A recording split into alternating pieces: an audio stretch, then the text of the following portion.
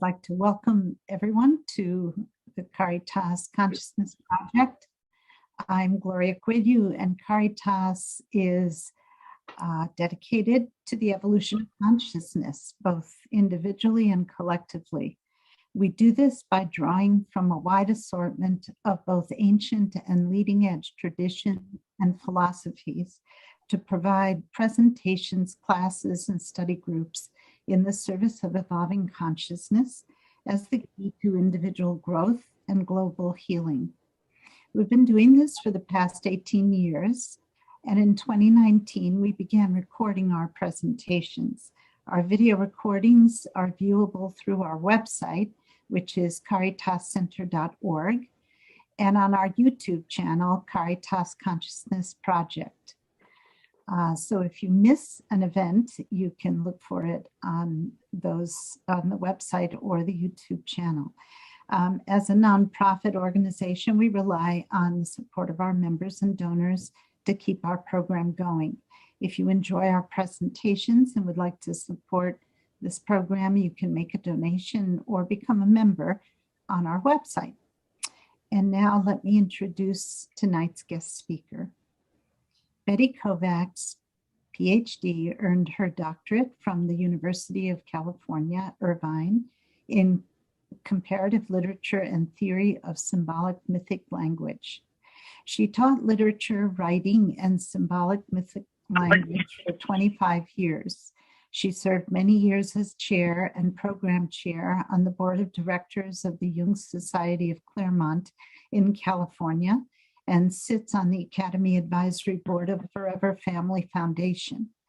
Dr. Kovacs is author of Merchants of Light, The Consciousness That Is Changing the World.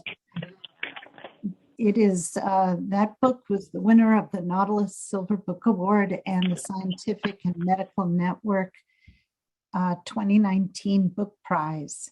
She has also written The Miracle of Death, There Is Nothing But Life. Autographed copies of those books are available on Dr. Kovacs' website, which is www.kamlak, that's KAMLAK.com. And now I will hand the microphone, so to speak, over to Dr. Kovacs, and you can tell us a little bit about how you got involved with this work, and let you just go ahead and do your presentation now.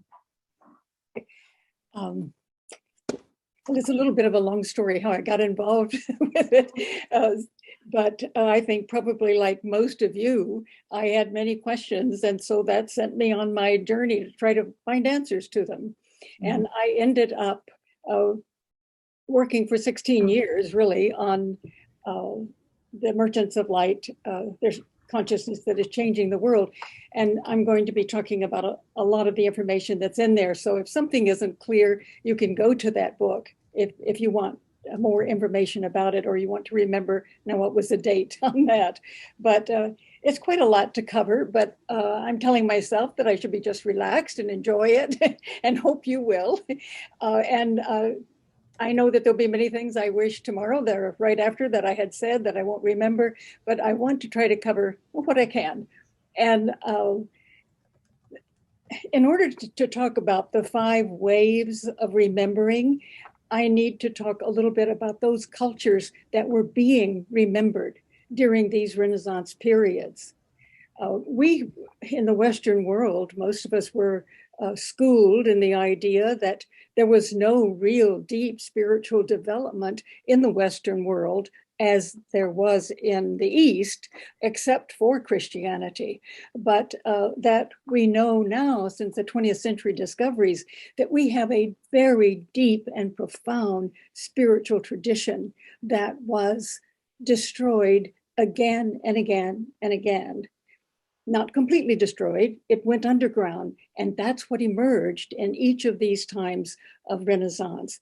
So first of all, though, I want to say that because of the mystic and because of quantum physics, we now know that all of us, every single human being, is born out of cosmic consciousness or universal mind. That's who we are. But we have a valve in the brain that limits that vast consciousness that we are to a trickle.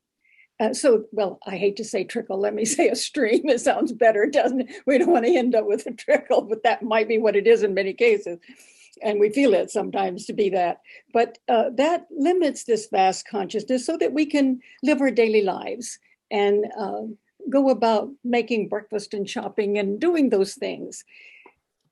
When our ancestors discovered how to release that valve, that was the development of the mystic, the shaman-mystic traditions. And that happened, as far as we know, all around the world about 40,000 BCE. Now, it might have been earlier with some people, and whatever we say is really contingent on what we've discovered, because in the 20th century, there were so many discoveries, basically, that these shaman mystic cultures existed. We did not come from that icon of the caveman who knew nothing, and that we are the greatest of all in terms of consciousness and achievement.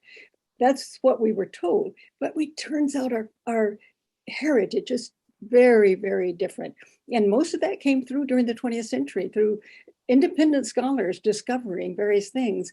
Also in the 20th century was, thank God, quantum physics. And as Paul Levy says, that quantum physics is a result of a collective dream of our species to heal ourselves. And it really helps us to understand some of the experiences that we're having.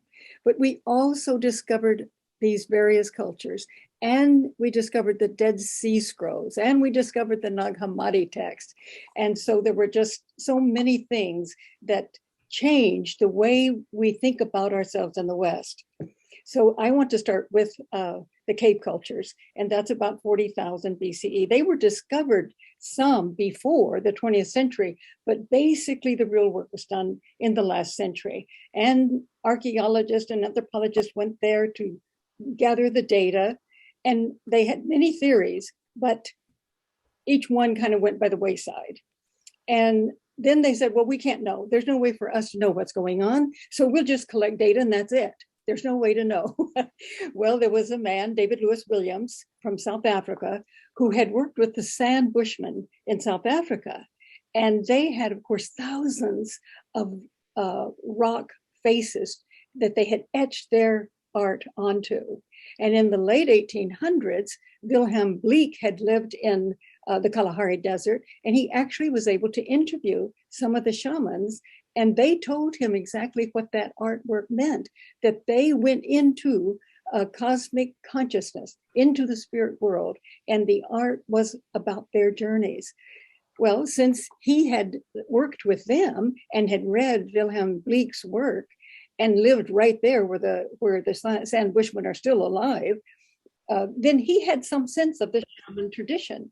So when he went to France and worked in the caves, he knew this is a work of shaman. But of course, in the West, no one wanted to really believe that. But nevertheless, he worked with Jean-Claude, and together they wrote about the shaman in the caves. And of course, there were the times of making fun and joking and so on. But finally, I think most of these archaeologists know now that this is what this is all about. There's just so much evidence when comparing with the Sand Bushmen. Now, just a little bit about the cave cultures. It's very clear that inside these caves, they had initiations, they probably danced, they meditated, they had various techniques that triggered altered states of consciousness. And the walls of the caves, they thought of as a membrane between this world and the spirit world. And there's so many of the cave paintings in which there are hands all over the place. You can just imagine touching that membrane to touch spirit world. And also they felt that when they painted these incredible animals with such life and movement, that they were allowing them to come from the spirit world into time and space, that they were real and coming in. We now know that they probably also use sacred medicine, because different types of mushroom have been found in that area. So, and in the caves.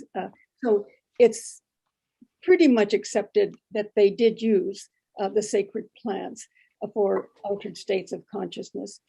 We don't know the degree of those states, but if we look at the paintings, it's very clear from some of them that they are going through a transformation process. And they existed for 25,000 years peacefully. Now, the San Bushmen, we need to talk about them because they're exceptional, incredible group of people. They were in the Kalahari Desert. They did not use any type of plant medicine, but they had techniques of dancing and dancing and dancing. They could go for hours and hours of dancing until they said that that energy from the base of the spine would begin to move up and then go through the crown chakra, and they were in the spirit world. Most of the men are shamans. Most of the women are shamans. And unfortunately, they have been described as a murdered culture. People from all sides have murdered them. And yet there are a few who still exist in Botswana and Namibia. And many of them are shamans. And they have released to an American their sacred text. Well, they weren't written, but they allowed him to write it down. And it's, what is it? The Way of the Bushmen, as told by the tribal elders, by Bradford and Hilary Keeney. And it's an interesting story about Bradford because an American, he was playing the piano and the music just so overwhelmed him that he went into an altered state of consciousness. But it was so profound that it was the heart of the universe. He felt this love he had never experienced before. And it lasted all night and into the next day. And he didn't know anyone to talk with. He didn't know what to do about it. So he went to the university, studied Peru, MIT, and then taught in a university. And he was invited to teach in a university in South Africa. 2 weeks or so before he was to go, he had a dream. And in the dream, it was a map. And it showed him exactly where he should go in the Kalahari Desert. So when he got to the university in South Africa, he met with people so he could make a team. He went to that place. And as he was walking, as he got close to it, he saw the San Bushmen coming toward him. And they were running toward him. And when they got to him, they said, "Welcome home. We have been waiting for you." And he worked with them 20 years on and off, back and forth. And he feels that's the beginning of all our spirituality. We have archaeological evidence that say that they were there 33,000 BCE, which would be at the same time as the cave cultures, but starting later. But they say, we've been here 65,000 years. And we have known how to switch into that larger consciousness through that dancing. And it's communal dancing and touching and holding and dancing. And they're known to be a very joyful group of people, in spite of all they've been through, and peaceful. 27,000 years for them, at least, of peace, except for the attacks on them. But when Bradford said, well, you know, in the East, there are people who sit alone in meditation and go into these, to achieve these states of consciousness. And their response was, oh no, really alone? Because it's, for them, it's communal, and that they want to go into, they want to ignite that in others. And they say that they make out of that energy, when they're in that state, they make that energy into a little needle or arrow, and they can throw it at someone, and that person can then almost be ignited with the arrow. And this I had never heard before, but this is how they explained it to Bradford Keeney. And I know that there are in cave paintings, you see the people floating, and you see sometimes a lot of arrows or needles going into them, and they look in pain. And I think it must be that the cave cultures must perhaps also had that ability. So here are the things we've lost. I wouldn't mind someone throwing an arrow at me if it would wake me up to this larger dimension. So this then is the sand culture, and it is quite clear that they fed into the cave cultures in Europe. And those cultures in Europe were from northern Spain all the way over into Siberia. And there were other cultures, the megalithic, for example. This is a culture that we really don't know enough about. When I was in school, I thought maybe in Troy, there were these cyclopean walls. I thought maybe that's the only ones I knew about. But I realized they're all around the world. And some people still are very close to these stones. Stone was sacred. And they had these huge, tall stones that were in the earth. They would draw the energies up from the earth and then receive the energies from the sky and cause the land to be fertile. But it also made the frequencies for the people to experience a different consciousness. So there are just many, many different types of stone structures. The great structures that were the observatories were also temples. They knew geometry, and they had a highly developed intuitive mind. Probably that kind of mind we have no way of even comprehending because we've so isolated the brain components. But they knew the solstices and the equinoxes, and these stone structures, such as Stonehenge and other places, could allow us to experience a solstice or an equinox. And the most important thing for all of our ancestors was to know the laws of nature, to know those laws, to live with those rhythms of nature. And so these megalithic builders had these temple observatories so we could be in them, experience the rhythms of the cosmos. And they saw us as the mediator.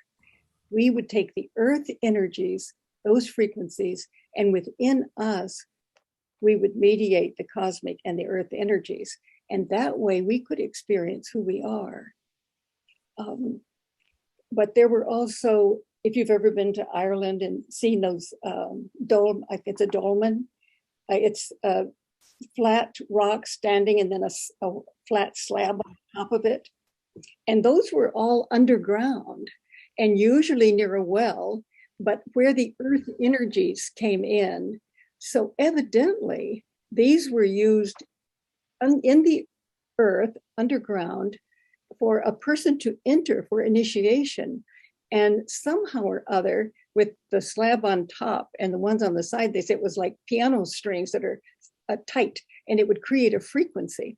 I can't vouch for that. I don't understand that. But at any rate, that there was a frequency so that the initiate was in a place of earth energies that would ignite that larger consciousness. And every temple, every single temple that our ancestors built was built on a spot where the telluric energies came to a head so that the person who entered the temple could experience those frequencies. Every temple was built to ignite that consciousness in us, in the human being. And that was certainly true of the megalithic, but also see it in Egypt, very, very clearly in Egypt. But these builders, we are told, were called the great builders, and they were initiates of the highest mysteries. They knew geometry, they knew the movements of the cosmos, they knew the earth energies, but they were initiates into the death and rebirth mysteries. Later, those were Egyptian. Earlier, we don't know where they came from. Did they come from Old Ireland, the Hibernian? We don't know, but all around the world, there were different groups, and they were highly initiated who did this building.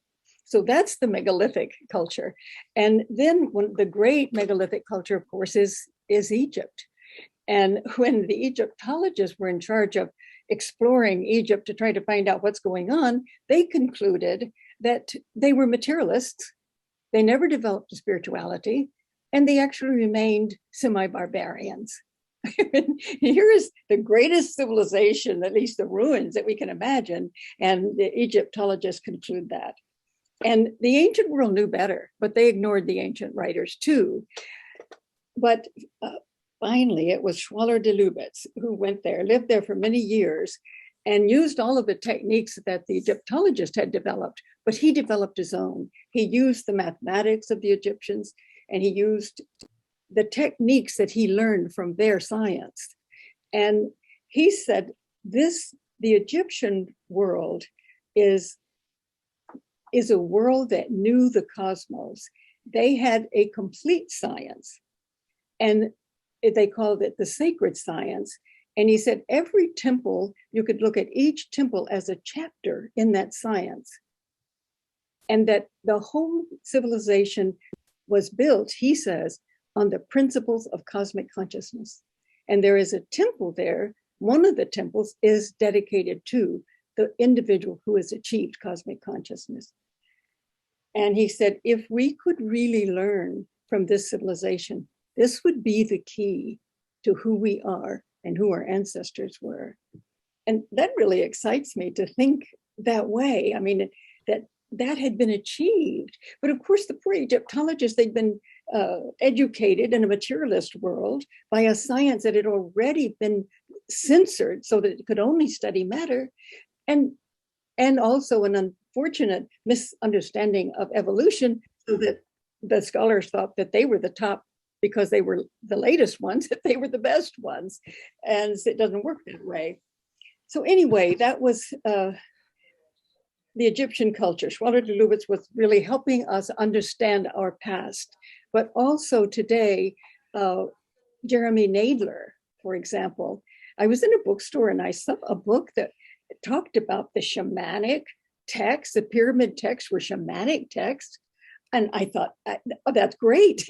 And Jeremy Nadler has very carefully gone through all of the pyramid texts, and it's very clear. These are rituals for us to enter into the pharaoh, supposedly, to enter into, to merge the dimension of time and space with the cosmic world, to understand birth, to merge it with death. These are just incredible texts that the Egyptologists didn't know. They just thought it was about how to bury or let go a pharaoh. It was just, that might be true too. But also Alison Roberts, I talk about them in Merchants of Light. She has looked so carefully at now the available paintings in the temples, and they are actually pictures, step by step, of the rituals. And it is amazing what these rituals show. These people were incredible visionaries and mystics, very profound. And they knew not only the about cosmic consciousness and how to integrate it into our lives, but they also knew that we must keep the rational mind with the intuitive, symbolic heart mind balanced. So did the megalithic, so did all of those ancestors before. That the one thing that we get from these early cultures is that we have to keep balance between thinking and feeling and intuiting and loving. Otherwise, we get a distorted world. And so that was the Egyptian. I mean, there's so much more about it, but it's an incredible, amazing journey to study it. But then, thanks to Margaret Barker, we now know that the first temple Judaism was a shaman mystic tradition. We didn't know that before. And at around 621 BCE, under Josiah, the group of people, we don't know who they are, called the Deuteronomists, they came in and said, this is all wrong.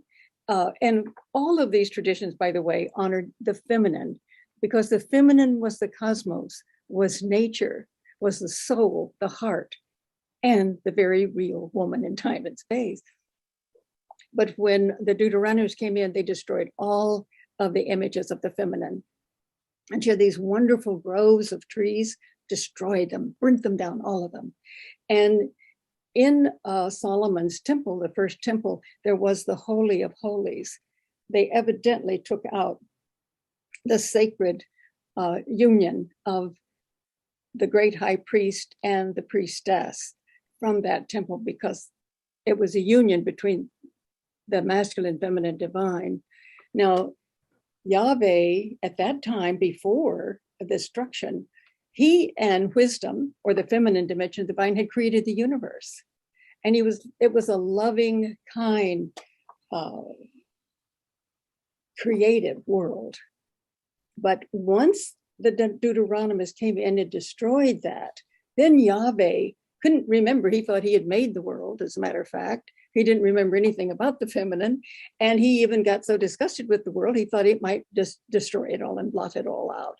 But he became a tyrannical and violent and vengeful. It's not at all the Yahweh. When he was co-creating with his other side, the feminine.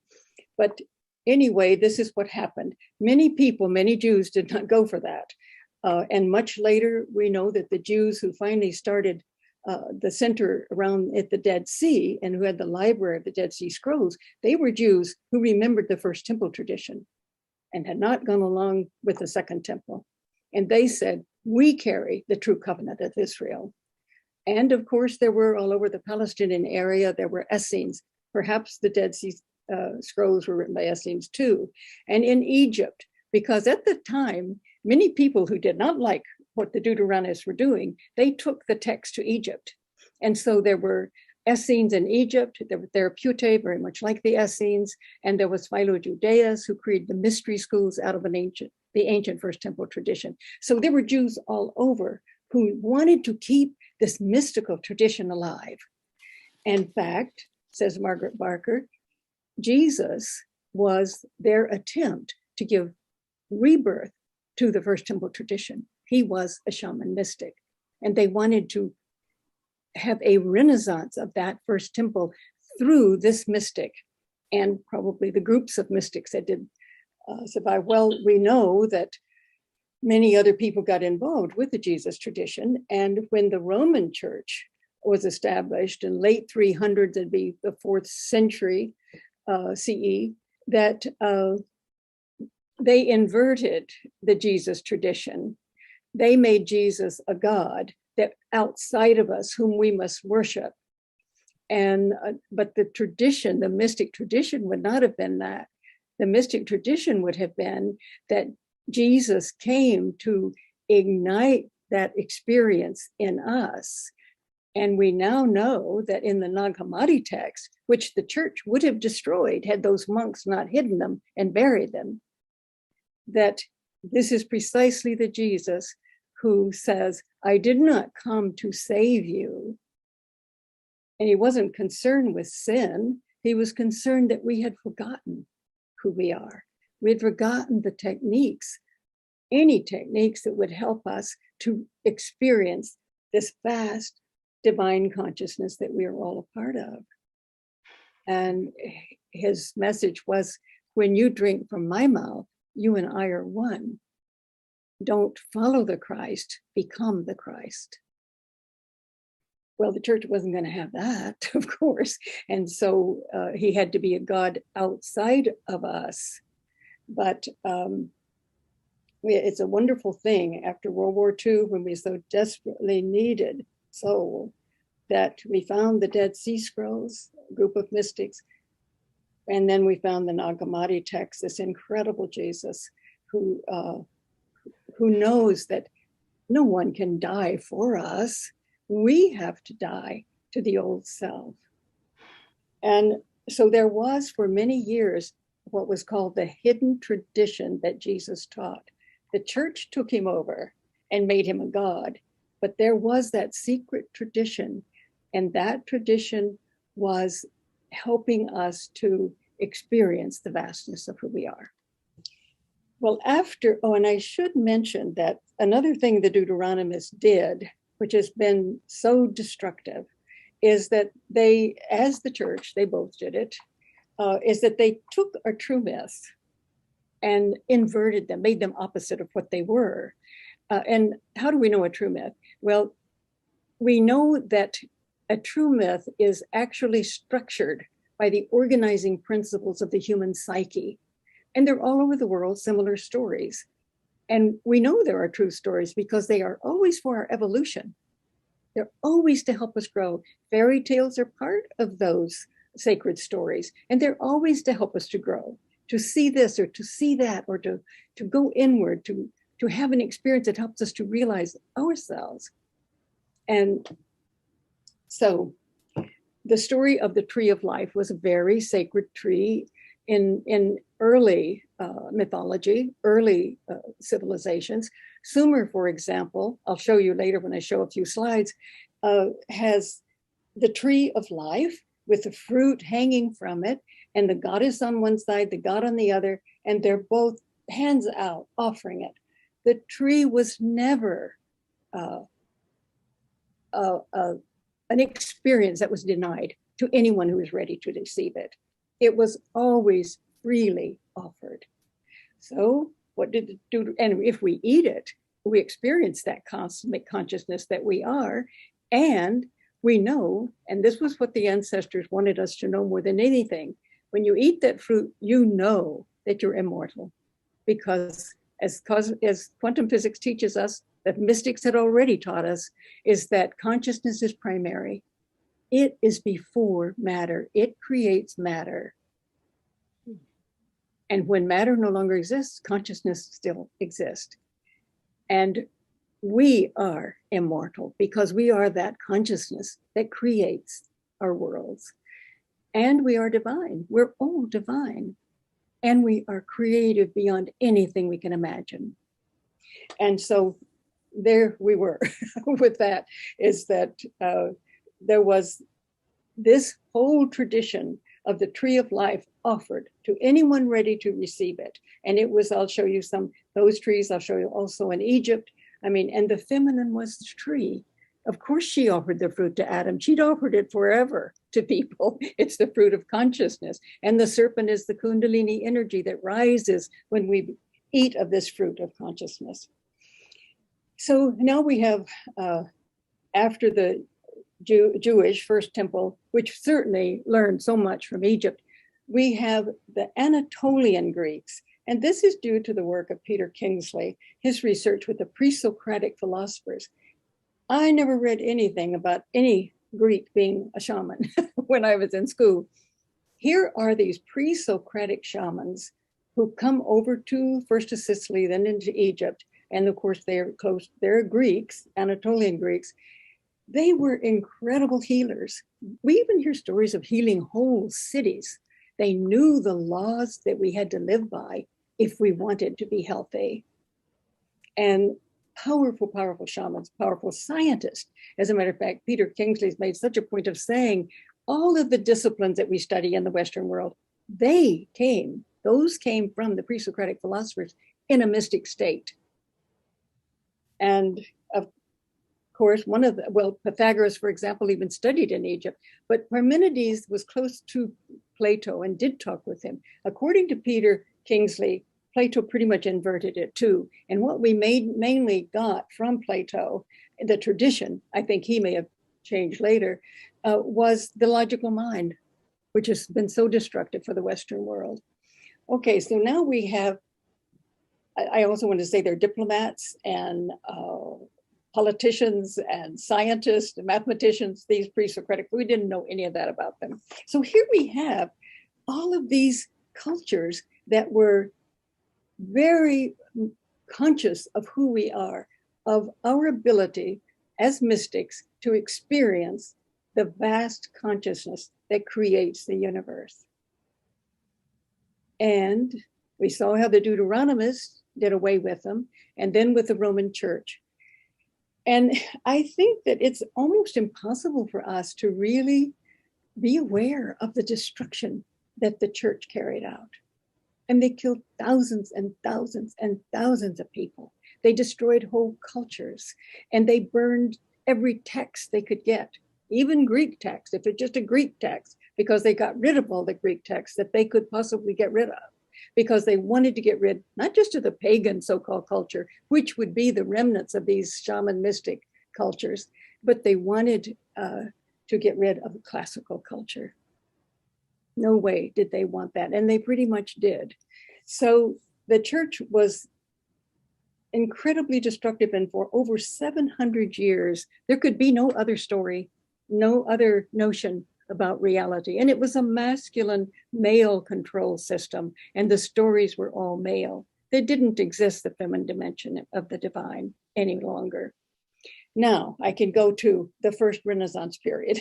After 700 years, depending on how you measure it, there was an awakening in Europe. Now, this wouldn't have happened had it not been for Byzantium, also part of the Christian culture, but it was rooted in Greek culture. The people from Megara in Greece started Byzantium a long time before. They never got rid of the Greek culture or the Greek books. In fact, in the Greek tradition, they memorized them, they knew them. But they had a much more open tradition. And also the Islamic culture from Byzantium all the way south of Europe, all the way over to Spain in Cordoba, the highly sophisticated, brilliant Islamic culture. I didn't learn anything about that when I was in school. And by the 7th century, it was a high culture in Baghdad and Persia. Those countries had very highly sophisticated, intelligent men and women in universities working together. They discovered things that we took credit for centuries later when we discovered them. But people in Europe would go to Cordova to listen to the Muslims and the Christians and others, because it was an open society that worked together. And I must say again, in Baghdad University, men and women worked together, and they were from all cultures all around in many parts of the world. I didn't learn that growing up. I was so inspired to see that, but also I realized Europe owes tremendous debt to the Islamic world. It took what it could get from it, but it didn't thank it very much. And it pretty much looked down on them after that and acted as though they were inferior, kind of a problem with European culture. But at any rate, in around 1000 CE, in the Common Era, Europe began to blossom. And there were stories about the feminine again and again, and stories about a young man who didn't know anything about how to relate to the feminine, but he surely did want to. And he was on a quest to find out what's going on in the world. But these were the Grail stories, or about King Arthur's court. And it's so amazing to me that after 700 years, these stories reflect the human psyche, exactly what had happened. We'd lost the mysteries. The Fisher King, who's a part of the Grail stories, I'm assuming you know these stories, the Fisher King is a man who cannot die.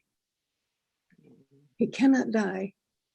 And if we look back at the Egyptian, we know that the death rituals were so important to experiencing that cosmic mind.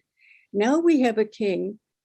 The feminine is gone. He doesn't have the feminine, the partnership, and he doesn't know how to die. And he's waiting on a part of his consciousness to wake up enough to say, "What ails thee?" And a young man comes who does that. And it's always kind of a comfort, I think, to realize that this young man, Parzival, is clueless. And I felt I was clueless when I started out. You know, I had a dream that, because I was so interested in Jung, and I had a dream that I was in the forest and I saw a light in a little house, and I went to it, and Jung opened the door, had this ruby red robe on and silver hair and leather-lined books, covered books in the shelves. And I thought, this is where I want to be. I want to learn from him. He invited me in. Well, to show what clueless I was, I tripped as I went through the door and flew in and landed on my belly. And I thought, well, that's exactly where I was, but I showed up. I showed up to learn. And in the next scene, we're working together. And that was Parzival. He simply did not know anything, but he showed up. and he did become a great knight. But these are stories about what was missing in the European psyche. And just a second, let me get this back on.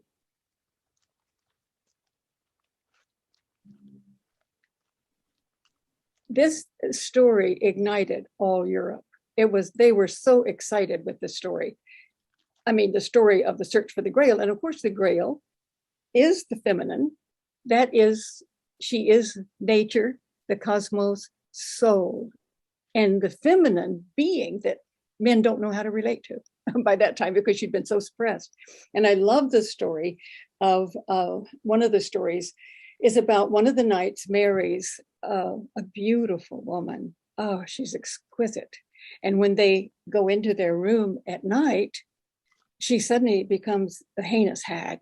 I mean, the most wretched. And the pictures, the artists were very inspired by hag. They did a good job of it. Horrible. And she said to him, I can be the beautiful person that I am with you at night and the hag at court, or I can be beautiful at court and the hag at night. It's your choice.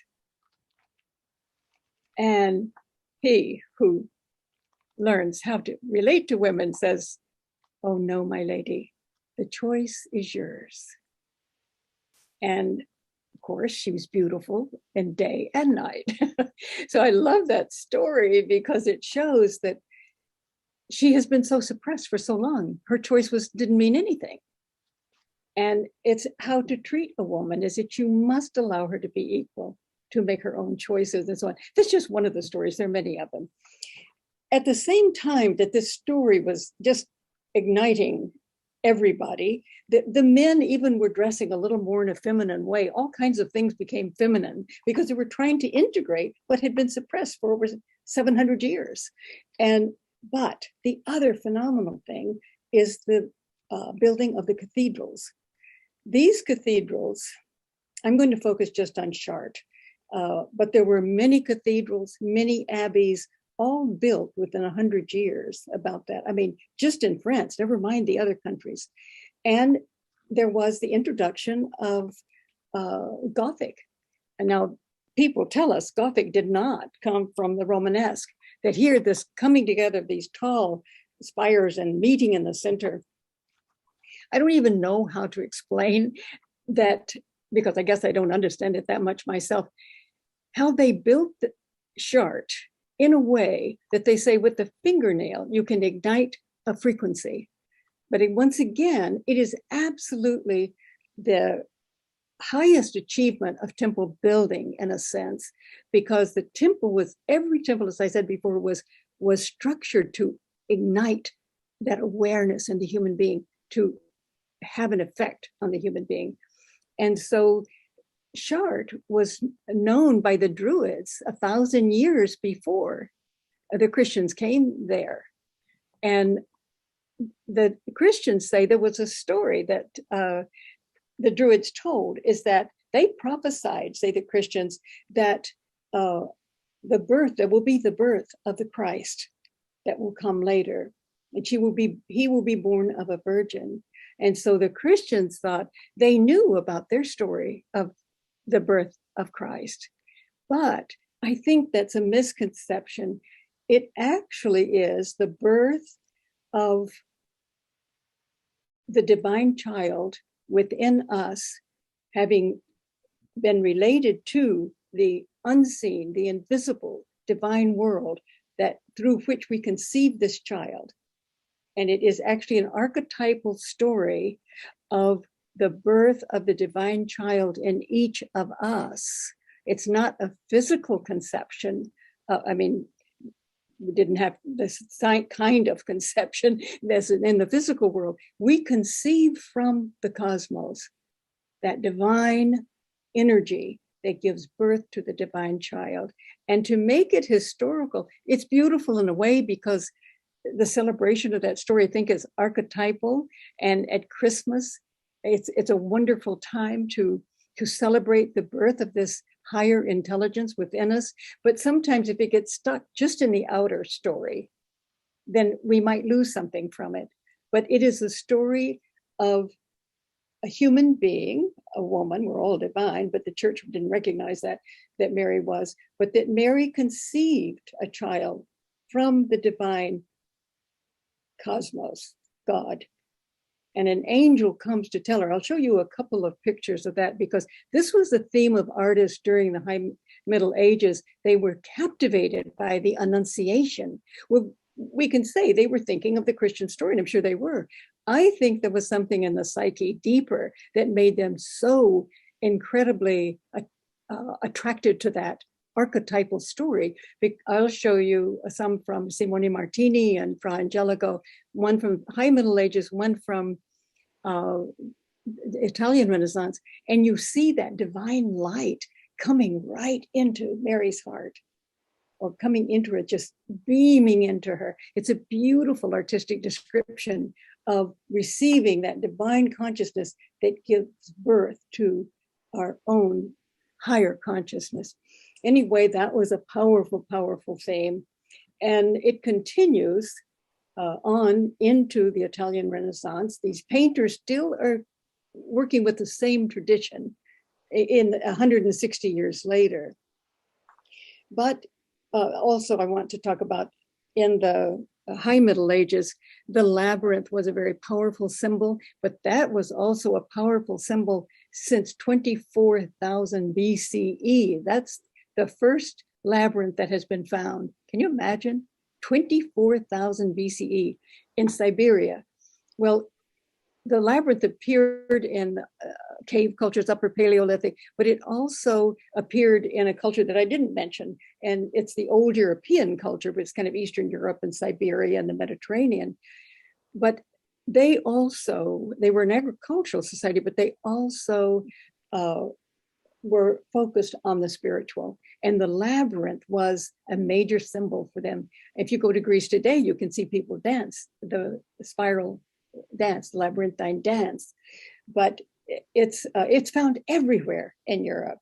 And of course, in these cathedrals, there were, let's say, several of them right there in France, and almost all of them had this labyrinth in them. Now, later they were destroyed, except in Chartres, the labyrinth was not destroyed. Now, I love how the classical scholar, Hungarian classical scholar, Kerényi, Karl Kerényi says perfectly that when we take the journey of the spiral, we go around and around and down into the depths of ourselves, the deepest part of ourselves.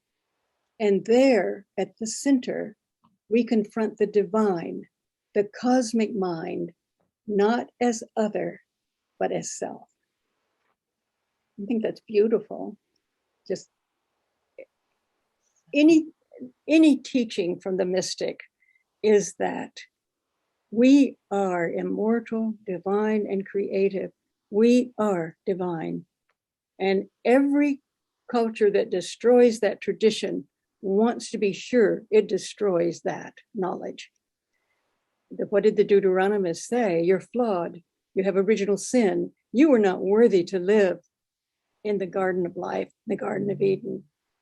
And we still have, whether we believe that or not, that has so influenced our thinking about us that somehow the human being is flawed, because we don't have the mystic tradition that we are it. We are the cosmos. And even today, with the ones who follow this very limited science, who believe that science is the only way that you can know anything. They don't know anything about the other minds. They don't know anything about our ability to achieve cosmic consciousness. And you must remember, the pre-Socratics created science and chemistry and mathematics, everything out of that mystic state. And it is the mystics who gave mathematics to the world as a way to study nature. They are the heart of this intelligence. But anytime someone wants to control us, they'll make sure we don't believe that. And so we have then these technocrats today who say, we will merge the human being with the machine to make him better. We're in charge of evolution now, by the way.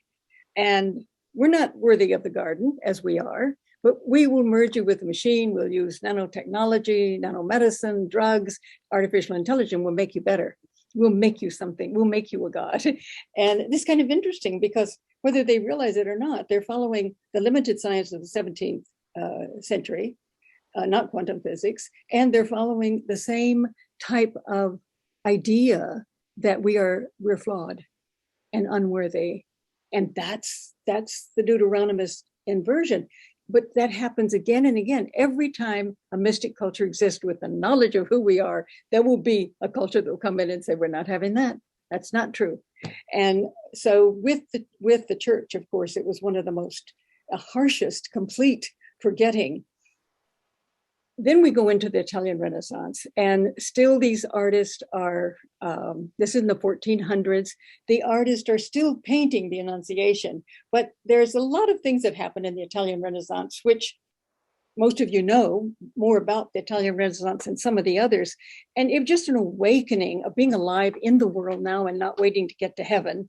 There'd been in the 1300s, the plague, and I mean, that was a real plague. I mean, thousands and thousands and thousands of people died. And it was just time to try to live again and be in the world again in the 1400s. And then there were the commercial families who made that possible. Some of these, like de Medici, could actually support artists, commission them to do works of art that didn't have to have Catholic themes or Christian themes, although some of them still did it and wanted to do it. But it was just a time of real awakening. But it was also, and this is the stream that I want to carry through from all of those other cultures through the High Middle Ages into the Italian Renaissance, is that knowledge that all of these traditions are at the heart the same, because it's about finding out who we are and experiencing that and being able to create out of that.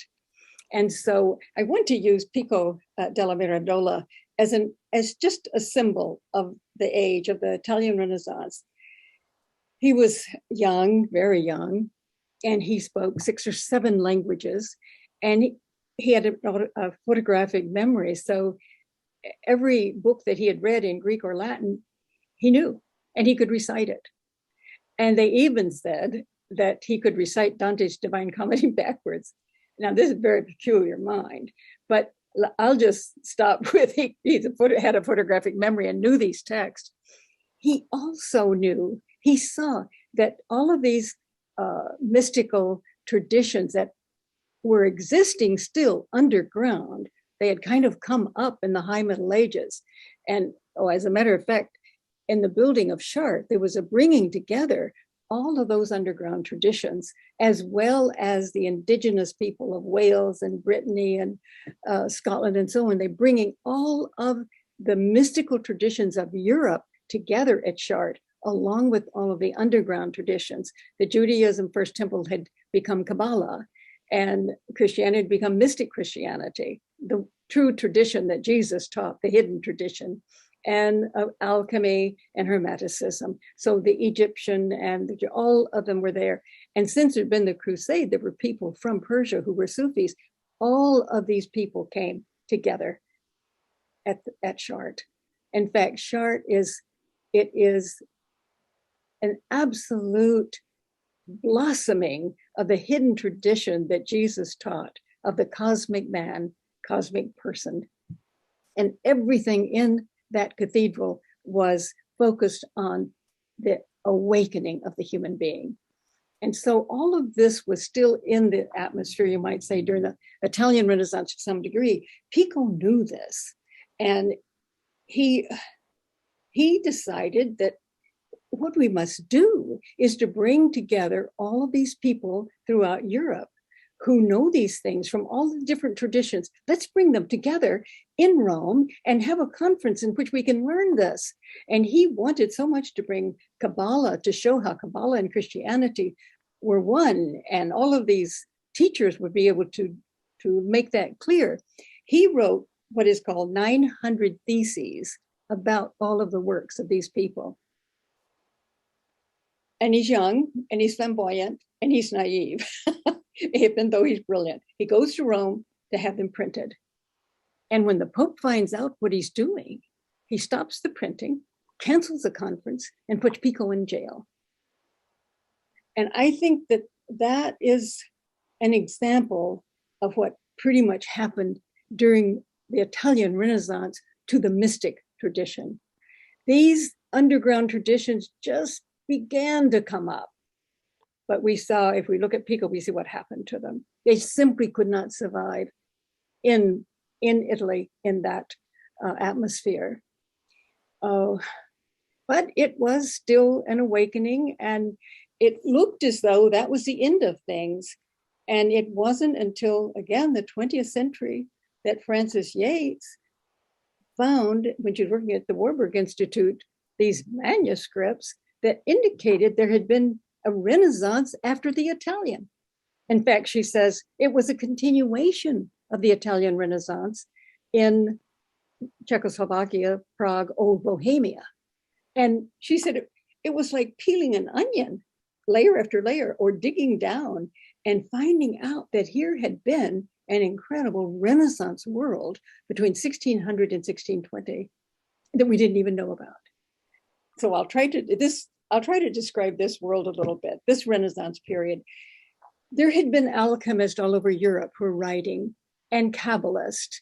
And the 1400s, Zohar came out, which was probably that whole First Temple tradition and the mystics who kept it alive, and now it's published. So, and then Hermeticism, alchemy, all of it was thriving in a sense more than it ever had. So when they couldn't really get anywhere in Italy during that time, they moved over to Bohemia because Bohemia had over it a Catholic, but he was very interested in these things. He just wanted to know more about these things. So he allowed these people to come there, and Rudolph. And so for quite a few years, they were really thriving. They were scientists, engineers, mathematicians, and mystics. And they really were also in Heidelberg and to some degree in England. In fact, you can see movement from England to Germany and Heidelberg over to Bohemia. There was really quite an awakening that was taking place in around the 1600s, before and after. And they felt that when Rudolph died, they knew that'd be over, because when the Catholics come in, they wouldn't be able to continue. Now, the Protestants were restrictive too, but maybe not as much. But at any rate, they knew that they had to have some means of protecting themselves. So they wanted Friedrich in Germany to become the king in Bohemia. There were certain other reasons why that could be possible and legitimate. He did, but he lasted only a winter, because then the church realized what was going on. They came in, they destroyed all of their work. Their texts were thrown out in the street, just completely destroyed. Much in Bohemia of what they had done, and in Heidelberg, which had been quite a Renaissance city, just everything was thrown out, destroyed. It was a destroyed city. And the king and queen had to leave Bohemia. They found refuge in Holland. Here was the scientist tradition and mystics working together, both scientifically and with the other dimension. And then after that, there was the 30 Years' War. And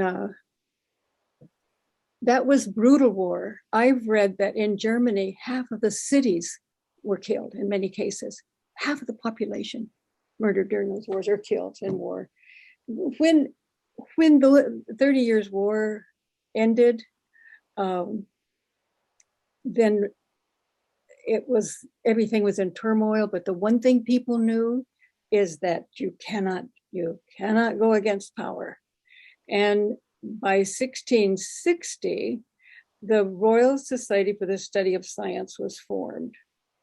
And everybody knew you can only study matter. The church made it very clear. These mystics who were scientists a few years ago, lie low.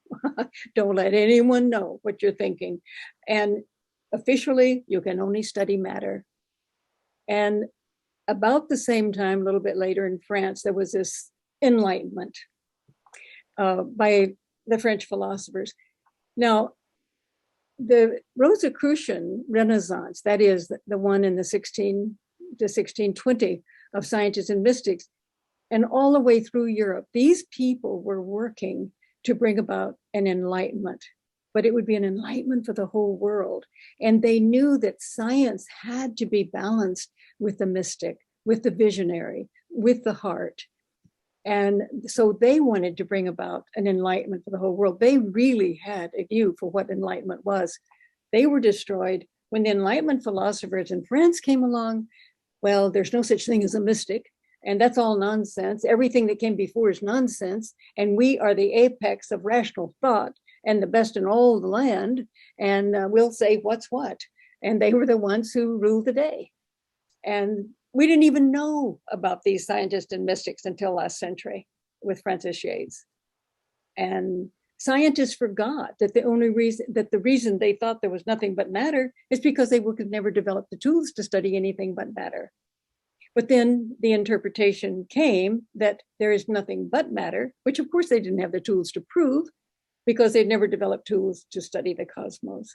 But thank God, in the 20th century, there was a development of quantum physics, and it's taken many, many years. Those people who were working at that time knew that they were onto something big, and they went back to the Gnostic literature, the mystic literature, to try to understand it. They couldn't. But I think now we're beginning to understand it much, much better. So that was then the situation. Here now we're in a materialistic world. There's no other dimension. There's no spirit dimension. You're nothing but matter. And there's nothing in the universe but matter. And you, the human being, are a fluke of nature. You're just a fluke with no meaning and no purpose. And when you're dead, you're dead. And our children have been born into that for centuries. And no wonder we have a pathological world, because we are human beings with the organs to perceive who we are in the universe and to create a culture so that we can learn how to live with the rhythms of the cosmos and the earth and be healthy. And all of that's been wiped out. And the technocrats are saying, hey, you're nothing. You know, we can make you better with AI and the machine, but they don't know. They don't know this other. And how could they? How could they know? Because we've brought up children. When I was on Buddha at the gas pump, Rick Archer had started it by saying that the young man who had killed so many people in Michigan had said the world is dead. That despair, that nothingness, that who cares? Why does it matter? And that's what we've bequeathed our children with this history. I mean, how I was brought up to think that the science that I was taught, that its only material world, was totally correct. It's a horrible world. I had the religion story too, and I hope that might be so. And so I actually, to answer your first question, Gloria, said, I think that's what put me on my journey is the science story correct? Is it really nothing? Is it really senseless matter? And I couldn't quite accept the religion story, but I did feel there's something there, that spirit, that soul, that I wanted to know more. So I had some experiences. I followed my dream because of Carl Jung. And they helped me, they guided me, but I wanted to know more.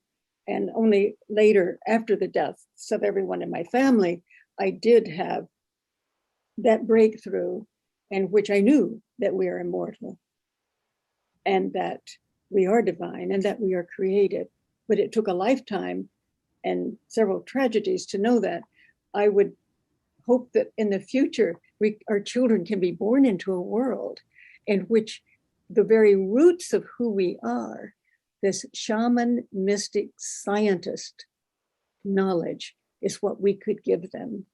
And I think that's what is happening today. After this whole business with the destruction and the Rosicrucian movement and the science and the church stepping in again, it's very interesting because in Germany, Goethe, Novalis, those German thinkers and writers, they would have none of it. They said, I'm not buying that stuff from the 17th century Enlightenment philosophers. No, sir, we do not buy that. Now, Germany, of course, had been part of that Rosicrucian Enlightenment. And so what happened is that these Rosicrucian mystics actually kind of went underground, and they were known as pietists. I didn't know that for a long time. They were alchemists. And Goethe went away to the university because his father wanted to be a lawyer. He hated it. He got sick at heart, came home. His mother was smart. She knew what he needed. And she introduced him to, I think her name was Carlotta von Clattenburg. I'm not absolutely sure about the first name, who was an alchemist. So he learned from a woman the art of alchemy and learned that there's a mystic tradition. And yes, it's in the very roots of German culture, but he himself became an alchemist. And most people don't know that he was a great alchemist. And the structure of many of his artworks are alchemical. So it was carried on there. And notice that like the German and English, the nature was again very important. Nature and the feminine again, because she was soul. Also during these times, there were great mystics who were working independently. In the High Middle Ages, there were the Cistercian monks and nuns and Beguine women who were independent, had their businesses, but they also, many of them were mystics. And they believed that when we nurture the heart, that we can spiritualize the world through our own spiritual heart journey. That when we take the journey within, we're working to spiritualize the world as well as to heal ourselves. Some of these men and women were powerful mystics and visionaries. And I think they had a tremendous effect on what happened during the High Middle Ages, less so perhaps in the Italian, but certainly during the Rosicrucian and the German. So that brings us, doesn't it, to the modern times. And it is a reawakening, don't you think? That look at us, we're here. I never heard anything about mystic when I was in high school, or I'm not even sure college. You know, we didn't, and the things we talk about today, we didn't talk about then, but there are millions and millions of people who've had near-death experiences, and they know there's another dimension of reality. People have had so many anomalous experiences, and they're changed, or dreams, or contact with those who have died, and they have very specific contact with them, and they know they're still alive. I mean, don't you think today is a really incredible period that all of this is, we're awakening to this larger dimension of who we are. And at the same time, we get a science, quantum physics, that can support another dimension, a multidimensional world. And we discover that our ancestors knew this. They were not grunting in caves as though they didn't know. They were having a mystical experience in those caves. And so we're learning this today. And I think that it's a very good chance that today we can help to reduce this very great pathology that the suppression of who we are has brought about. Who we are has been suppressed for about at least 2,000 years, 2,600 years. And we've tried this way and that to keep it alive, but we didn't know ourselves because there was so much suppression. There are so many people today who were born out of that emptiness. And I think that the darkness that we're facing today, I think it is another Renaissance period. And we better be strong, because the darkness we're facing is probably the most intense darkness of our history. It's people who don't believe there is anything. We have bequeathed this emptiness to these children who are grown now. And it is a darkness. Can we create a knowledge, a wisdom, a light to open the heart enough that we can heal ourselves, first of all, and the earth and the children who have been given a toxic text as truth.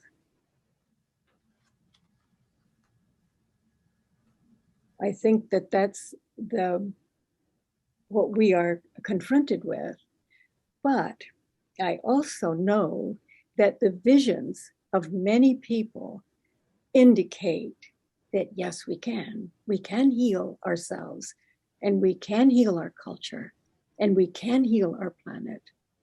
That now is the time, and that people are coming from other dimensions to do that.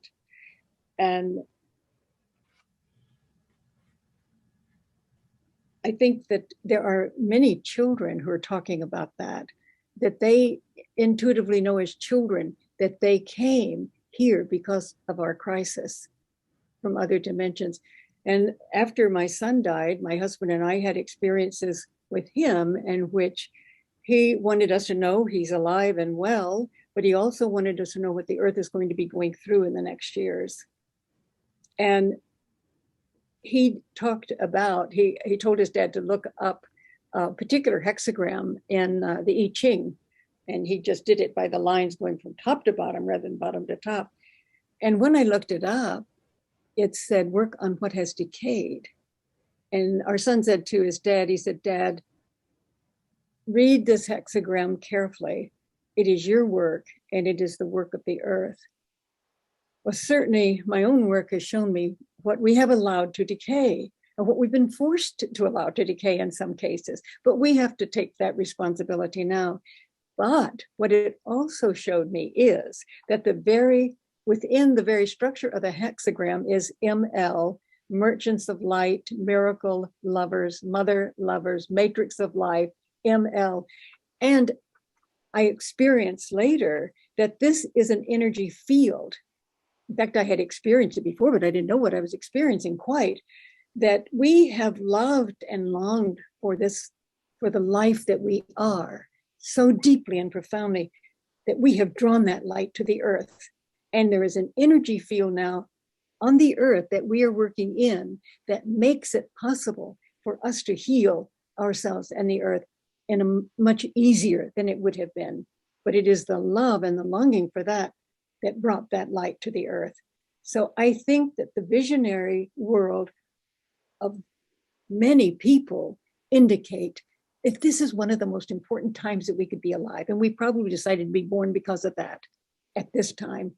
There's a gift which each one of us has and no one else can give for the earth's healing.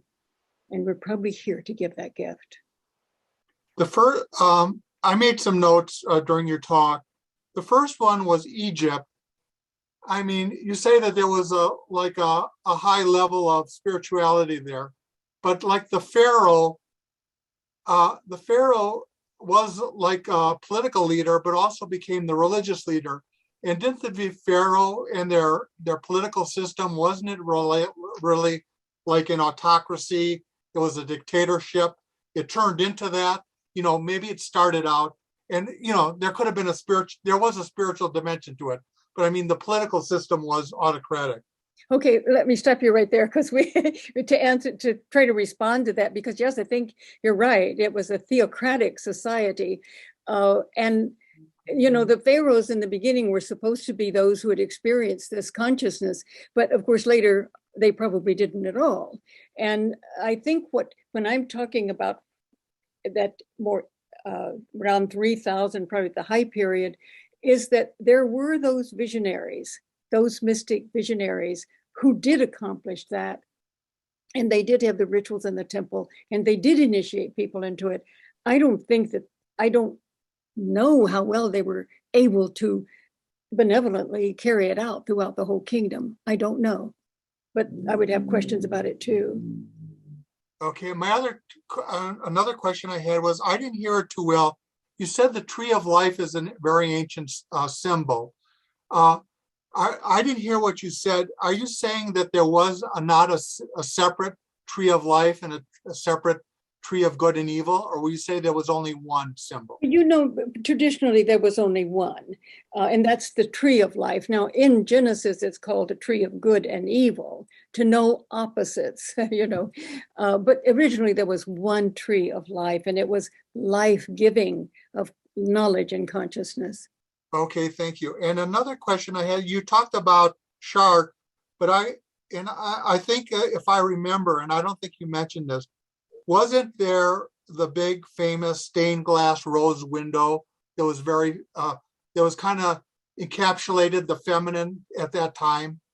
You know, that's a good question, because the entire cathedral is dedicated to the feminine.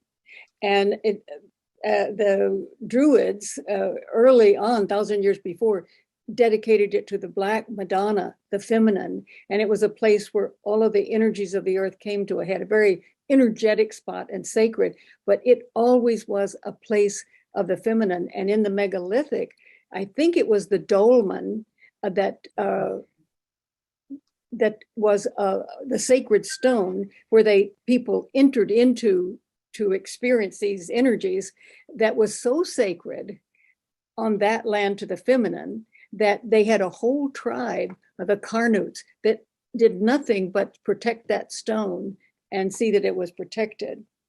And so the whole thing was to the feminine. An interesting thing is that before I knew all of this, I had a dream when I think it was in my 30s. And I was at what I think was Chartres, because that had been something I had never been to, but I thought about Chartres and had read Chartres and Saint Michel. And I was sort of focused on that, but I had a vision of Chartres, or dream of Chartres. And it was after World War II, and there was just, it was the man who had been a priest was now a journalist, and he was very depressed and about the whole world war and everything that had happened, and he was leaving the church.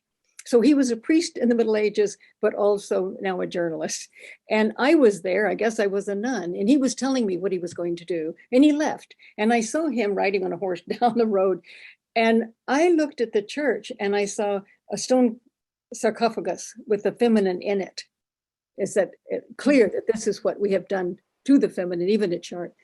And as I was going to walk down the road, I saw on the side of the road as I walked, feminine out of the wombs of the earth being born onto the road. And so even in my dream, when I knew nothing about it, it was a place of the feminine. First of all, of the Black Madonna, and then the Christian Madonna. But yes, that rose window, and I'll show you in the slide, everything in the church is about the feminine, and out of that feminine giving birth to the higher consciousness.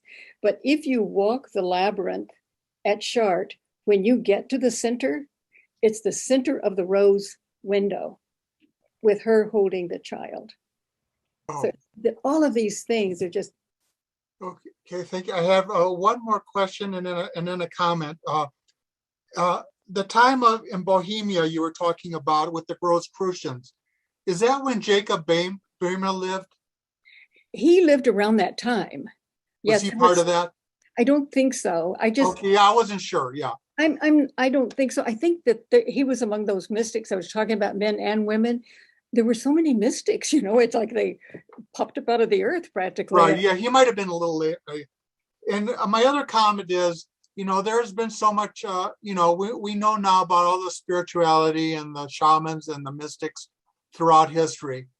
Why do you think their dream has failed up till now, that they didn't accomplish what they want, and that the world has come to such a dangerous place as it is now? Well, I think it's real clear why they didn't accomplish it. And that is that those who were in power had the power to kill and to destroy the text, destroy their ability. I think to experience who we are, we've got to have freedom. We've got to be free to explore that. But there were tremendous powers that kill them off. I mean, we think of the Cathars in southern France about the time of the High Middle Ages, is that the Crusades were formed to kill them off. And they were killed they thought to a person, slaughtered. And so it's they were beautiful people, of a mystical nature, but it's just pretty hard when the power is such. Now, how do we reduce that power? Can we do that by our own inner development of spiritualizing the world through our own hearts, by spiritualizing ourselves? It's a good question. I'm hoping so. Thank you very much. I appreciate it. But being up against that kind of power is to take away, just as in the High Middle Ages, to take away choice, as the feminine made quite clear, when he gave her back the right to be who she is. But when that's taken away, we can't develop. Eddie, I have a sort of a follow-up question to that. Have you discovered or read of commonalities across all these 5 returns, how people with the mystic tradition kept it alive? How it was kept alive? Because it was kept alive. I know you said underground at some point, but we need help now. How do we keep this knowledge and spirit alive? That's, of course, the crucial question. We have to try to keep it alive in ourselves as much as we can. But what these cultures taught us is that to keep it alive, we have to have the freedom to construct a world that nurtures our living in harmony with the rhythms of the cosmos and nature. And our world doesn't do that because it doesn't know. Mm-hmm. So if as the elders or as adults in a community, we have to know that civilization is not what we call civilization. It would be developing technology that nurtures the evolution, the development, the opening of the human being, and allows that human being to be creative. And I don't know how we do it, except first of all, I think we have to know what the situation was throughout our history and know what it is today, be able to see those powers in their ignorance, I think, basically. When a person hasn't experienced what the hidden tradition of Jesus taught, to find the power within, then what is it? There's the power without. And so why not go for it? That's at least some form of power and control. In the Nag Hammadi text, Jesus said that if you bring forth what is within you, it will heal you. But if you do not bring that forth, it will destroy you. Mm-hmm. I think that's why so many are destructive and they want power, something, money, whatever, to make up for that lack that is within, that they haven't known how to bring forth, because we don't have a culture that has that spiritual technology, as Jean-Michel says, the spiritual technology. And in this, like in old Europe, Maria Gimbutas, who discovered that, she was over at UCLA, and she said everything that they would develop that you might call technology, always the focus was on how can it enhance the life of the human being, which would be all life, ultimately. So how do we do it? I think knowing our potential and then hopefully together creating ways for our children to know these underground traditions which held on for centuries to the knowledge of who we are. And I can remember they were made such fun of when, in the early years of when I was teaching in college, in the early years, I was writing something, and one of the professors said to me, said to his friend to tell her whatever she does, for heaven's sakes, don't use the word alchemy. Because of course there is being, dismissed, but now we can. We're talking about alchemy and Kabbalah, much more openly. And in the universities, they also are allowing it. Betty, totally enjoyed your presentation. I think I need to hear it at least 3 more times. But meanwhile, so and I'm not sure I understand it all or in processing it well, but I guess what I'm hearing is that cosmic consciousness, to the extent that I can move toward that, is really almost a one-on-one relationship. It's very equitable. Everybody has their own relationship. Absolutely, that's right. Which is the opposite of these autocratic governments and religions, where they say, oh no, you can only get to God through us, or we know better than you what's good for you, and we'll tell you what to do. Well, and I think that's why that these mystics were condemned by the church, because I certainly, the church made it clear to the scientists they could only study matter. I don't think they had any idea they were actually creating a world where there was no place for soul. It's just they didn't want those people going on their own. But that's exactly it. It is, we are creative, and we have the potential to co-create with the universe. That is our heritage, and each one of us needs that freedom to do that. And then we co-create together, with each other. But yes, it's that intimate relationship with those frequencies, those energies, that love of the universe. I mean, the mystics always talk about it is centered in the heart. And it is, when someone has the heart there, that is, nothing can be healed in our culture unless we nurture the development, the opening of the heart, and connect that with the heart of the universe. That it is through love that we can change the world. And then I had two thoughts based on the other questions that came up. One is the way things have survived sometimes, I think, is honestly in very tiny colonies or groups of people who simply do not give up. They look for other people who are part of their thinking tribe, their consciousness tribe, and they just keep going one day at a time. Mm-hmm. And they try to connect with others who see the world the way they do. And I'm also particularly thinking of what I'm seeing happening in the world, in particular the last week or two or three, with these convoys. And there is one in Canada, there is one starting in the US this week, and apparently they're happening sort of all over the world. And yes, a lot of people, you keep hearing this word freedom, but I cannot help after listening to you tonight thinking it's sort of not that black and white, that it really is a raising of consciousness about who we are as people. And what do I want to say? Something like how we are invited to show up and be present every day as, sort of a million little miracles.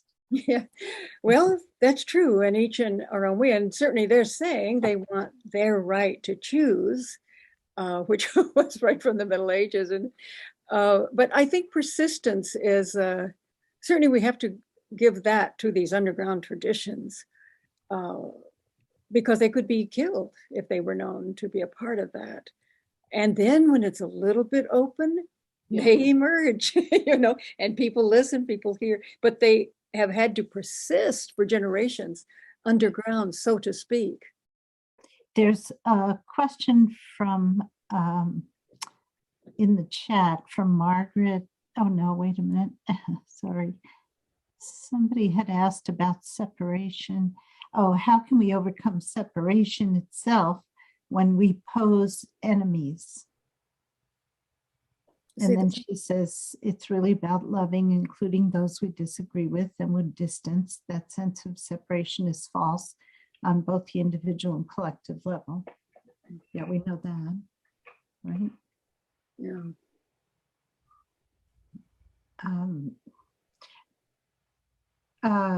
Sharon, you had a question? Thanks. Betty, are you familiar with A Course in Miracles? It's a book that some of us are currently studying with Gloria. Oh, yes, I am familiar, but I haven't studied it like I'm sure you're doing now. I do know about it, yes. I've seen some overlaps from what you discussed tonight, and I specifically have a question about if there's kind of an awakening within each of us, or a remembering, maybe would be another way to say it. The Course talks about sharing and extending that. It would say to our brothers, but another way to say it would just be to others. And I feel like I heard you allude to that or say that, maybe using different words in your presentation. So if I'm remembering that correctly, can you just say a little bit more about once something awakens within us, or once we have our own remembering, how do you envision the sharing and the extending working? Oh, I think it's so individual. one never wants to be overwhelming and flood someone out with a philosophy. But I think that according to the teaching of most mystics is that once you are experiencing these things yourself, you will draw to you others, and your presence with others can ignite. I think that is so, don't you? That that in everyday life, in little things, little ways, we have an influence. If we really want the best for that person, then that's revealed, and that opens a heart, and totally individual day-to-day ways. Okay. Yeah. Thank you. You know, I taught, I was teaching in the 60s and 70s later too, but I used that particular time because students they all wanted to know. I mean, they were just so wanting to know. And I started teaching the mythology class at that time, and we all learned together. It was just an incredible period in which we were all discovering things and studying the fairy tales and the myths and different spiritual traditions. And it was that was a Renaissance kind of period, you know, when they really wanted to know, and we were all looking into this together. So we just ignited each other, you know. It was and I think that happens. Yeah. Okay. Thank you. You mentioned a lot of names in your presentation today, and I'm assuming they're in your book. And the writings that these people have done, are they also cited in your book, so that if we wanted to try and follow up on them, we could? I wanted to say that earlier. Yes, I'm glad you brought that up, because everything I've said is in the book, and all of the names and the dates and time tables and everything is there. So you can certainly check with that. Oh, there it is, Young Merchants of Light. And I've also done some extensive videos. bibliography. Thank you. Extensive big bibliography. I think on one YouTube I did an hour just on the Rosicrucian. So there's but certainly the book has it. You've probably many of you have been to the caves. This is from Lascaux, about 20,000 BCE. But I just wanted to put a couple of them in, just for the beauty and the movement, the life in them. Here again is just, I think and you know, I think it's at Lascaux on the ceiling, they have the whole ceiling it's called the Sistine Chapel, because it just has these incredible paintings. The story is told about Picasso. We don't know whether he went to the caves or not, but the story is told that he did go, and that when he left the caves, he said, "We have invented absolutely nothing in art." They knew all the techniques. This is in the Orkney Islands, but these are stone circles all over, certainly the UK and the world, really. And it's not really clear. We don't really know what they were used for, but obviously they had to do with the cosmic energies and the cosmic rhythms. But now this one is a menhir, and the belief with those is that rooted in the earth at a spot where all of the earth energies rise up, and it also brings down the energies of the heavens. It's the Gothic spiral, or not spiral, steeple is what this is later, that the church itself is built on this ancient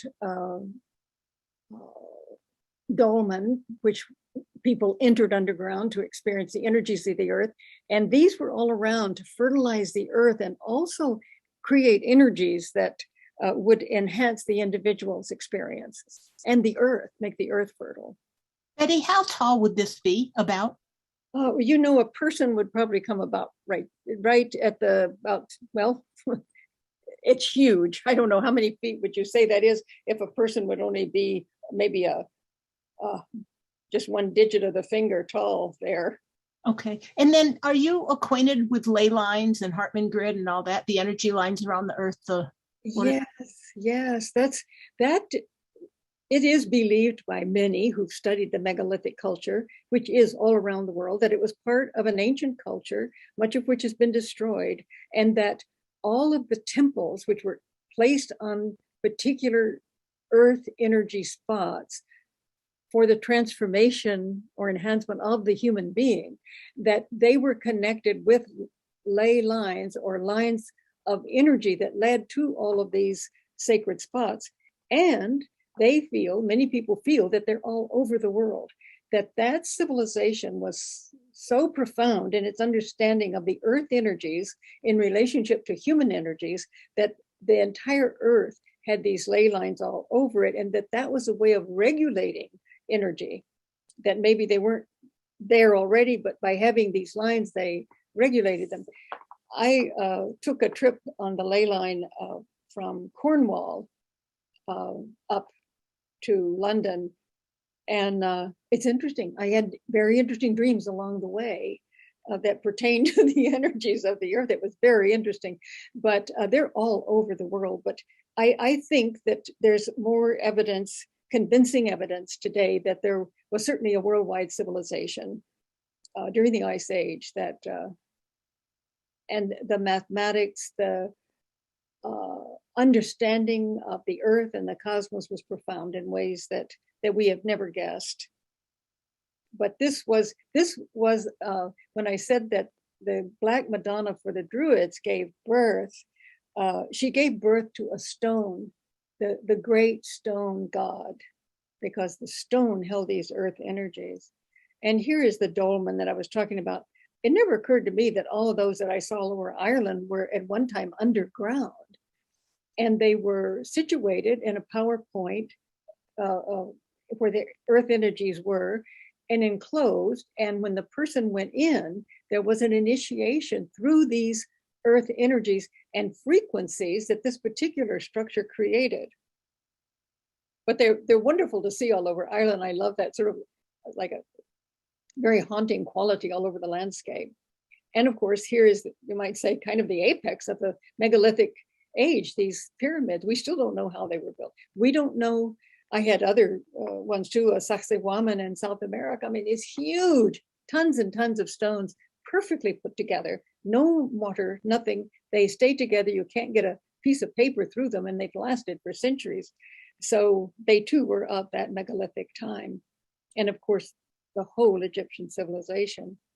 Now, this is a sketch. Joseph Campbell did this sketch from a Sumerian seal. And on the seal, here was the goddess with her serpent, Kundalini, and the god, and there's the fruit, and they are offering it to anyone who is prepared to take it. And here's an initiation. Here is the person coming to be initiated, and the goddesses are taking the fruit from the tree and handing it to the initiate. So there was never, before the Deuteronomists, ever a forbidden story that you could not have the fruit. This is a total inversion, and one of the most destructive stories. I can't imagine how it could have continued for so long, that a god would do what he just. Now here's an Egyptian one. This is later than the Sumerian, maybe 1200 BCE, but there are dozens and dozens of such images in Egyptian art. And clearly she's giving the person and the soul sustenance from the tree of life, because the tree is the feminine. And of course she gives the fruit. So the Deuteronomists weren't wrong in that, but they made Eve, instead of being the feminine dimension of the divine and the consort of Yahweh, she was Eve who sinned and also caused man to sin. It's the man. It's like Pandora in Greek mythology. She let out the box of all the evil, so it's the woman's fault. We can see this great patriarchy here. When I spoke of old Europe, it was destroyed, not by political pressures like the Deuteronomist and the Roman Church, but it was destroyed by incoming tribes from from Siberia, and they were patriarchal because there were not matriarchies in Europe before, but there were definitely matrifocal, meaning that we focused on the earth and the cosmos and the feminine as birth giver and death wielder and the one who gives rebirth. She was a symbol of that, but there was equality. But when about 4,500, these tribes started coming in waves, and they destroyed that earth that was more conducive to spirituality and to mysticism and shamanism, because they didn't know any different. They just came in fighting and war, and the man was in control, and it took about 1,000 years until finally Europe then became patriarchal. But these are wonderful images. Here's another one from Egypt. She's giving her sustenance and also the soul. But here's the Deuteronomist. No fruit for them. And they're exiled forever from life as it should be. And this is a better one than some. Some of the times they look even more miserable. But our ancestors, this is what we've given to our children. Ancestors who've sinned and are thrown out of life are guilty. And even the children born from them are born with original sin, because why? They wanted to be conscious, which they should have wanted. And so after 700 years of the church, with those stories, in the High Middle Ages, there is this awakening to a different story. A woman is involved in it, and the feminine is involved. Nature, again, she was the sovereign of the land. And here, all of King Arthur's court have the vision of the Grail, which is soul or cosmic consciousness. And they know something's wrong. They all streak out into the forest to take their labyrinthine journey. And when they're there, they see the Fisher King. They see the wasteland that their world is, and that there's no feminine, that nature, all has been destroyed. There's nothing but a wasteland. Because there has been no soul, no heart, the world has been destroyed. And the king then realizes the land and I are one. So they are all on a journey. And of course, each one gets in the forest and meets his own experiences. That's his own labyrinthine journey. But the church begins to catch on. And so it created a story that Galahad was the one who found the Grail, but Galahad could never have had sexual relations or any relationship with a woman. Well, this was exactly against the whole point, wasn't it? The Grail is the feminine that had been missing. It is cosmos, nature, heart, soul, and the actual feminine woman. And so that was destroyed. But then it was from 1175 to 1225, it just was the rage of Europe, and then boom, no more. I could not have those stories anymore. And then they put out that particular story, which anyone who knew about the Grail knew that's the church's story. No feminine here. Back to the whole control business. This is what I have on the front of the book, Merchants of Light. She is the Grail maiden at the Grail Castle. And that is, what is his name? Arthur Rackham, I think. Yeah, Kim is here saying yes, Arthur Rackham. I just love that, don't you? She is the Grail, and she is enlightened all through her body. And this is Chartres. And here's the labyrinth. Now remember I said that 24,000 BCE, there was a labyrinth found on a mammoth tooth, I think it was. And in the old Europe, it was the central spiritual symbol. And here it is, walking the labyrinth and to the center. As Karenyi says, around, and down till we come to the center of our deepest selves. And we discover the cosmic mind, the divine mind, not as other, but as self. And the whole church is a womb. And the stones in this labyrinth are the same number of stones that we spend in the mother's womb. And this is the earth's womb, so we can be born again. And here's this incredible picture. Here's the labyrinth. There's the rose window that someone was speaking of. Architecturally, if you could pull down the rose window and put it over the labyrinth, it would fit perfectly, and the center would be at the center. The rose center would be at the center, and she is holding the birth of the divine child. And that's at the center of the labyrinth. Isn't that beautiful? Mm-hmm. I just think that's, oh, and I should say too, that during the solstice at midday, the sun comes through the rose window and hits the center of the labyrinth. Isn't that amazing? It's beautiful, isn't it? Whoever took that picture is. But the person has walked to the center in life, to his deepest self, or her deepest self, and realized the birth of the divine child. And that rose window is the center of the labyrinth.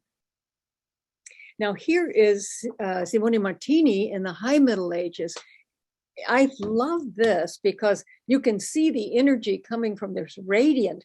You can see the frequency almost in this angel. It's coming to Mary as energy, isn't it? Mm-hmm. And there were dozens and dozens of such paintings in the High Middle Ages, as well as in the Italian Renaissance. And here is one, there are many like this, which I really love. Here is the cosmos very clearly. She is conceiving the cosmos. She will give birth to the divine in herself with this sacred child. And the angel is announcing the birth of another world. I love those paintings. But that makes it very clear, doesn't it? Yeah. And there's so many like that. I think that was the last one. There's one similar to that that actually has like a disc in the sky.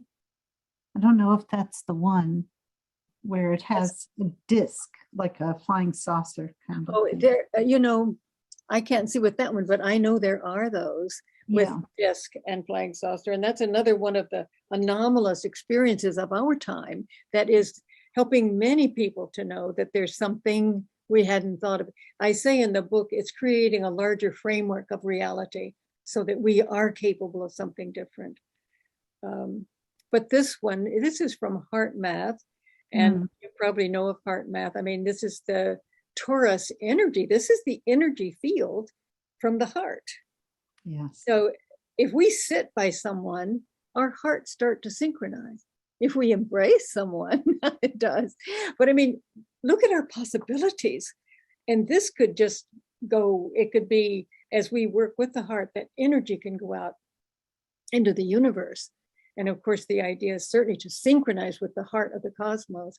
But I really love this one. And Heart Math has shown that, children were having difficulty in school learning or were aggressive or whatever. When they worked with them on the heart meditation, they got higher grades in school. The aggressiveness kind of went away.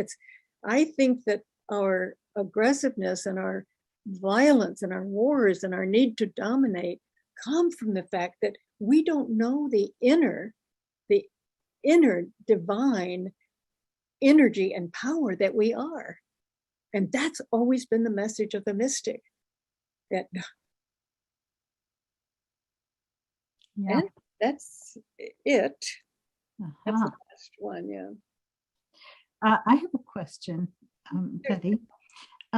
You mentioned in your book the imaginal cells. And I had only ever heard that term in relation to caterpillars, that the imaginal cells hold the pattern for the caterpillar to turn into a butterfly.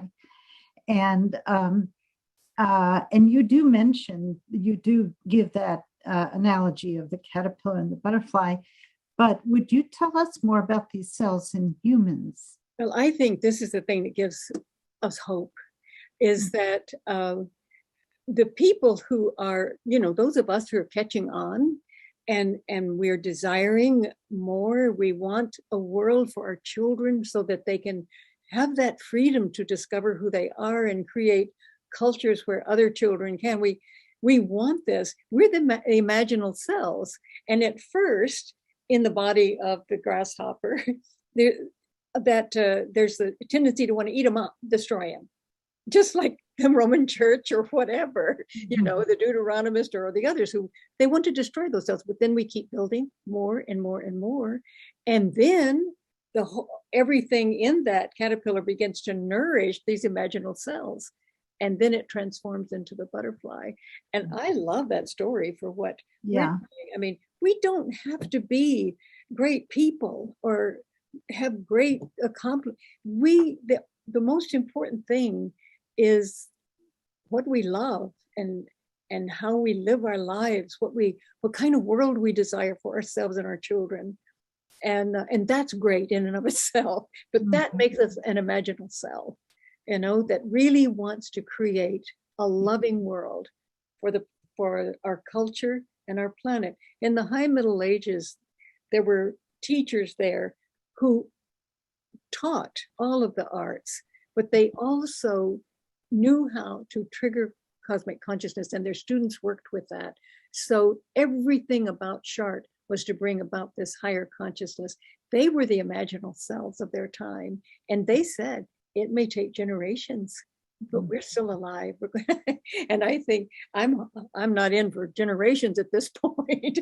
I don't know. We're kind of up against it right now, because if indeed we would be, if we had to undergo transhumanizing ourselves or having that done to us, then we might not be the human being that we are, that we can discover is so much more. I think this might be a really crucial period in the fifth Renaissance. It may be these imaginal cells, I'm hoping, are extensive enough that eventually the whole body will begin to nurture these cells rather than gobble them up and try to suppress them. Right.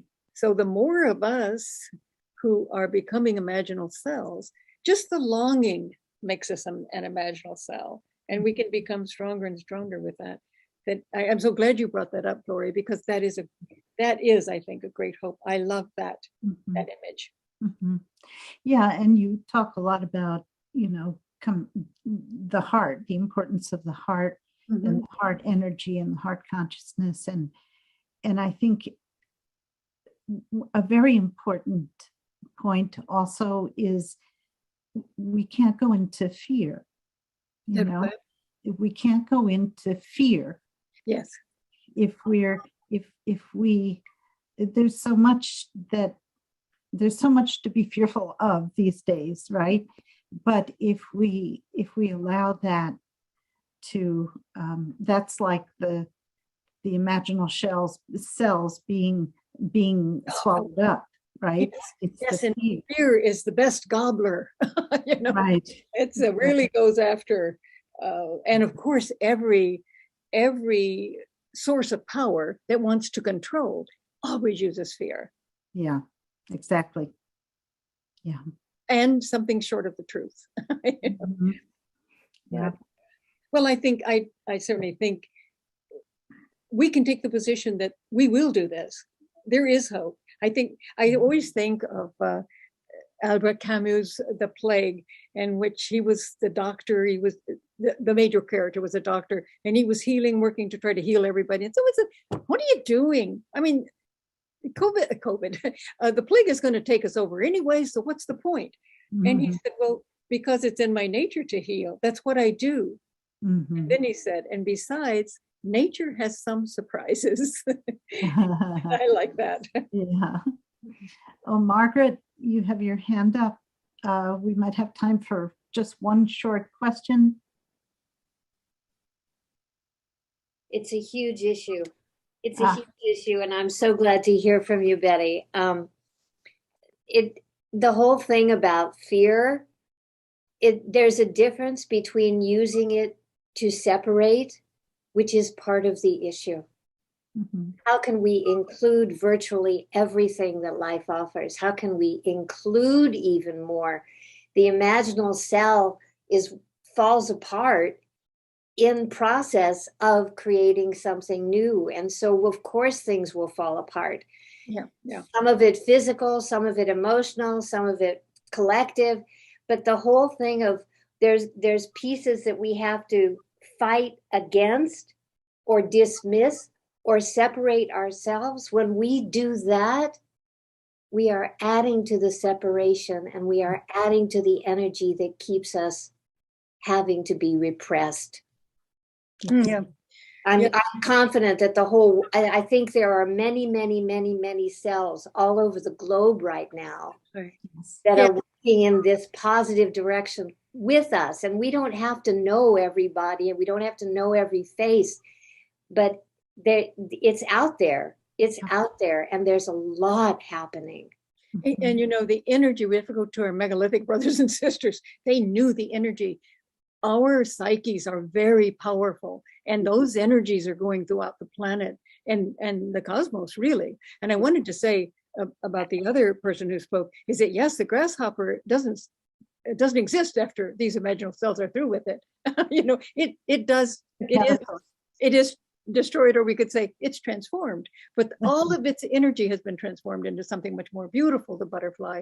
But yes, I think that's something to really remember, though, is that we are publishing in the quantum field every day. All of our longings and our feelings and what we want. We are so creative that we forget how powerful that energy is.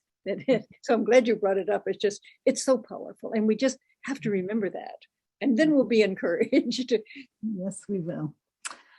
Well, Betty, thank you so much. It's been such a rich presentation, and I encourage everybody to read the book because there's so much more.